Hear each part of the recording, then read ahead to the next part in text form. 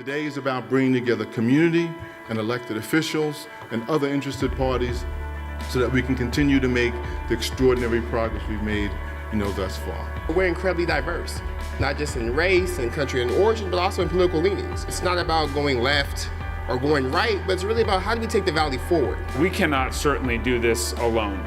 Public health and the health of our children, the health of our communities really has to be a joint effort. As a foundation, with our foundation colleagues, we decided that we would really focus on community and try to facilitate this campaign for change.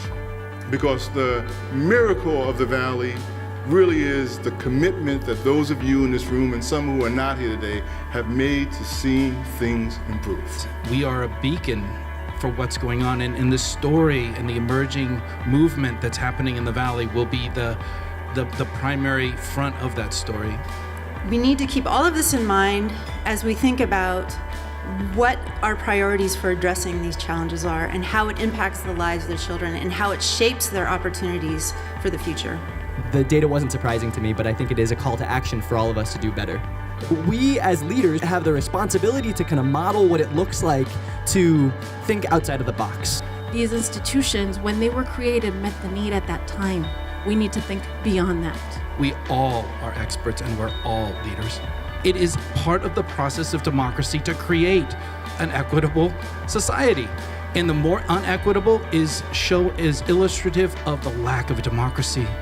By speaking out just for Arvin, I'm also speaking out for other communities up and down the Central Valley that have the same issues. I believe that tomorrow can be better than today if we work together to fight for it.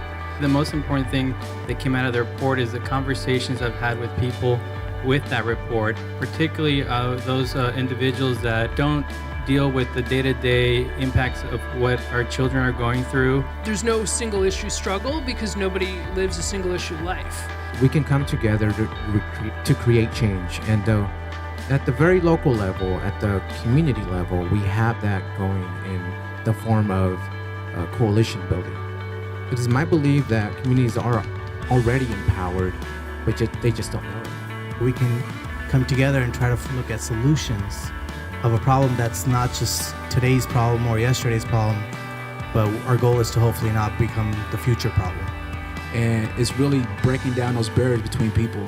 And then I think we can have an effective conversation around policy changes. This report allows us to start engaging in a much broader discussion, one that really lends to a shared regional vision for the Central Valley, a shared regional agenda that we can all come together around. If we can figure out ways, we can bring skills, opportunities for the families who will work with them to be self-sufficient, we need to be investing in that. Each county has its own unique issues, and cumulatively they produce, this environment that we're working against. It's a cumulative issue and a cumulative solution. I think really sharing the information will help encourage further investment in the area.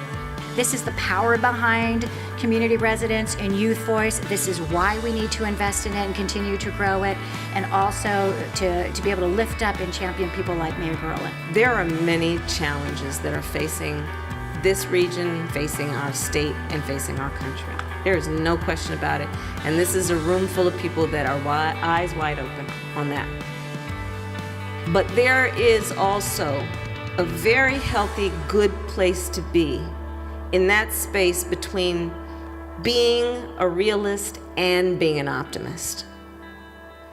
And I think that is the spirit with which this group has come together and the dedication you are making to the work going forward. We will be realists about the challenges, about the disparities. We will be realists in remembering whatever history got us to this place, but also optimistic that unified and together, understanding our commonality, we can actually move things forward and get things done. I believe this is a great time for folks like the folks in this room to be in this room under one roof together.